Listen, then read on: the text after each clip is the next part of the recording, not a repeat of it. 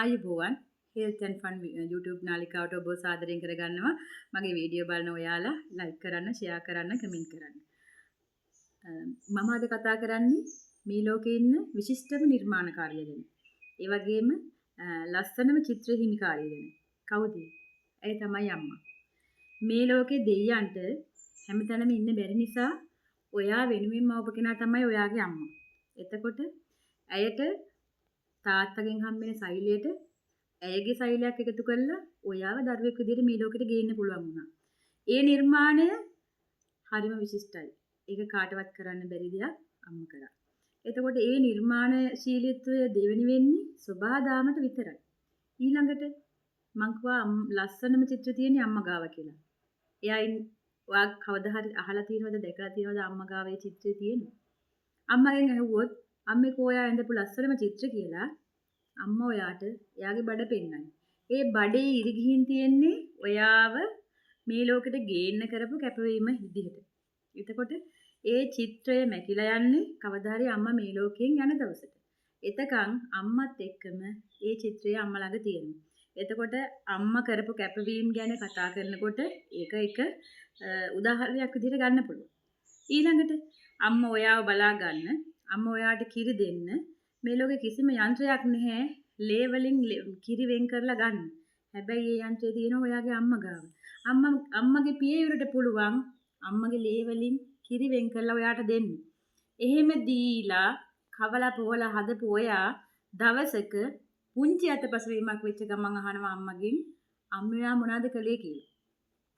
අම්මා කරපු දේ අහන්න කලින් මම ඔයාට කියනවා ඔයාගේ පෙකණිය අත ගාලා බලන්න කියලා. අම්මා කරපු එකේ ජීවමාන සාක්ෂිය තමයි ඔයාගේ පෙකණිය. ඔයා පෙකණියක් තියනවා කියන්නේ අම්මා කෙනෙක්ගෙන් ඉපදිච්ච දරුවෙක් කියන එක. ඒ නිසා අම්මලාට සලකන්න, අම්මා ගැන කතා කරන්න මව්වරුන්ගේ දිනේ කියලා දිනයක් අවශ්‍ය නැහැ.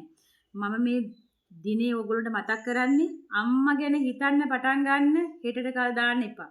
ඒක මේ මොහොත කරගන්න.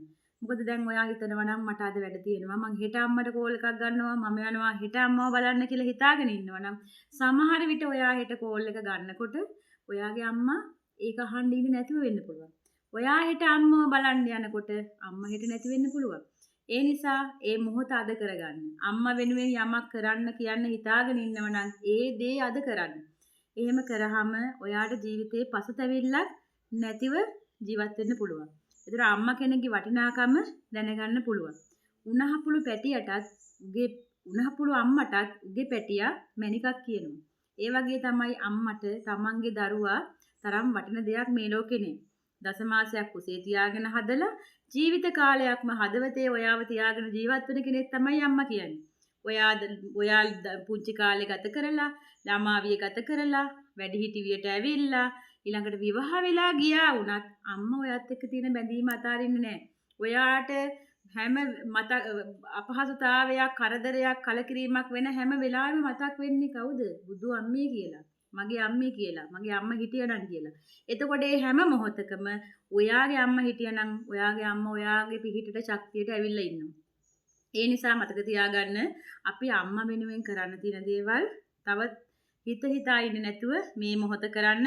ඔයාට පුළුවන් මේ වෙලාවේ නම් අම්මට ලස්සනට කෑමක් උයලා දෙන්න. අන්න ඒක කරන්න. අම්මගේ කොණ්ඩේ පීරන්න, අම්මත් එක්ක විනෝද වෙන්න, සින්දුවක් කියන්න, ගමනක් බිමනක් යන්න, ලෙඩට දුකට බලන්න. මේවට වෙනම කාලය තියාගන්න යන්න එපා. ඒක මේ මොහොත කරගන්න. එතකොට තමයි අම්මව සතුටෙන් තියාගෙන ඔයාගේ ජීවිතයට ආශිර්වාදය ගන්න පුළුවන්.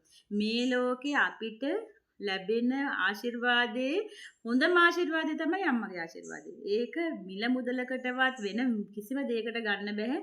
අම්මගේ ආශිර්වාදය තමයි අපේ ගෞතම බුදුහාමුදුරුවන්ට බුද්ධත්වයට එන්න පාර පෙන්වන්නේ. ඒ නිසා අම්මගේ ආශිර්වාදය ගැන ඊට වඩා කතා කරන්න දෙයක් නැහැ.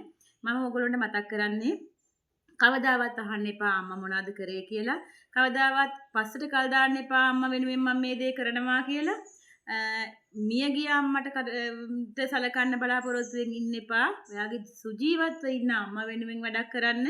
අම්මා වෙනුවෙන් යහපත් දරුවෙක් විදිහට ජීවත් වෙන්න. අද මව්වරුන්ගේ දිනේ මම ඕගොල්ලන්ට ඉල්ල සිටින එකම දේ ඒකයි. එහෙනම් ගිහිල්ලා එන්නම්. සුබ දවසක්.